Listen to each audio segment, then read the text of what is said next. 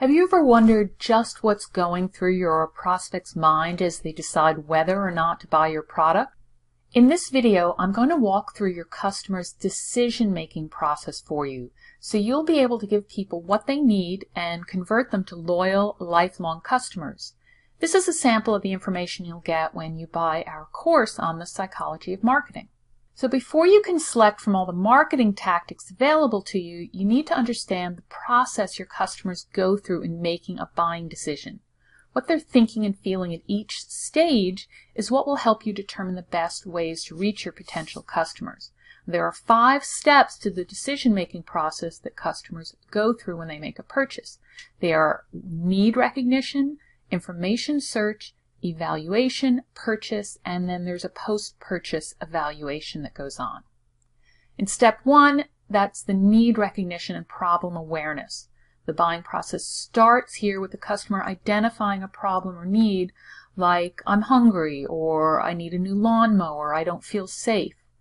The customers may not identify this problem themselves, but may be responding to an advertisement or stimulus. For example, you might walk by a chocolate shop and suddenly feel an intense need for truffles. The distance between the current situation of need and the ideal future that fulfilling the need will create determines the strength of the customer's motivation to meet that need. So let's consider an entrepreneur who realizes they need to automate some aspect of their business. If the automation will save her 10 minutes a day, she'll feel differently about it than if it would save her 1 day a week. The 1 day a week option will obviously elicit a much more emotional response from her. So it's good to understand just how much meeting the particular need will help your customer.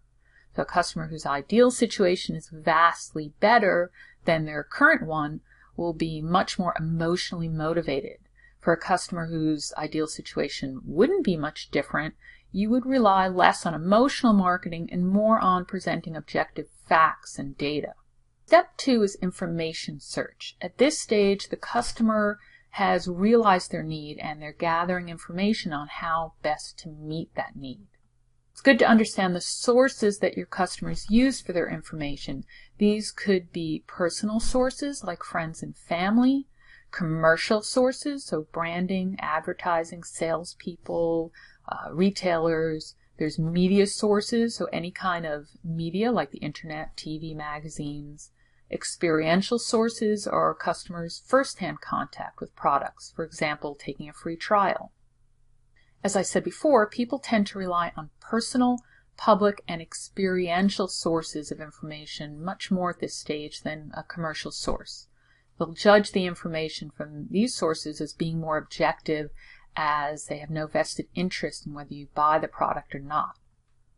Now, step 3 is the actual evaluation of alternatives. At this stage, the customer is checking out different brands, products, and services in order to choose what they perceive as the best choice. Purchases can be divided into 2 types, high involvement and low involvement. A high involvement purchase usually involves those that are high priced or involve a great deal of personal risk. So things like a house, a car, a big investment. They can also include items that the customer has a great deal invested in personally, even if it's not a high monetary price.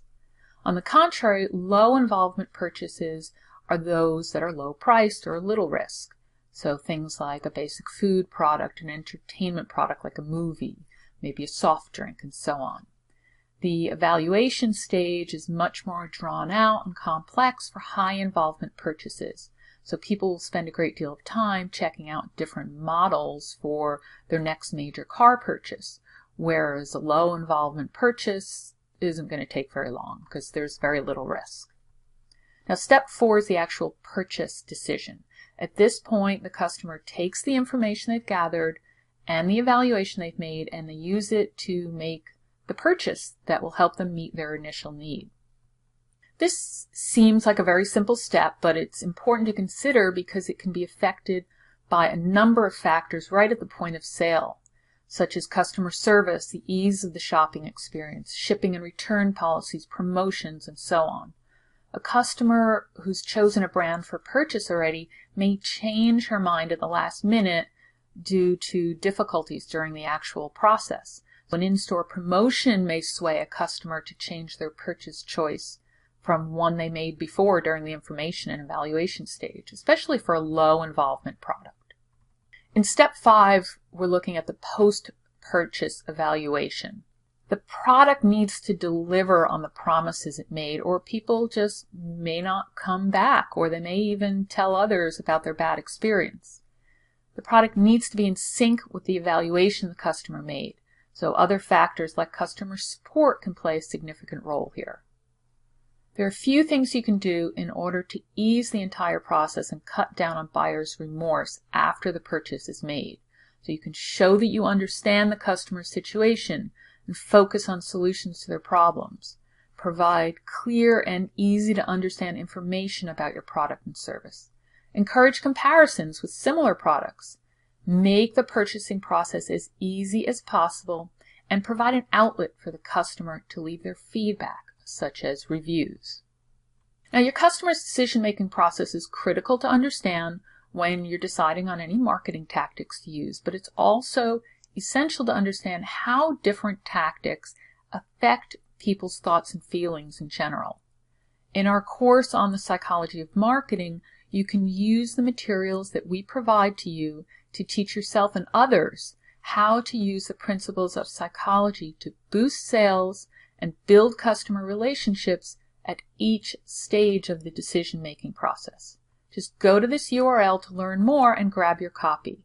It's contentsparks.com/shop/psychology-marketing. I'll also put a link to that URL below this video.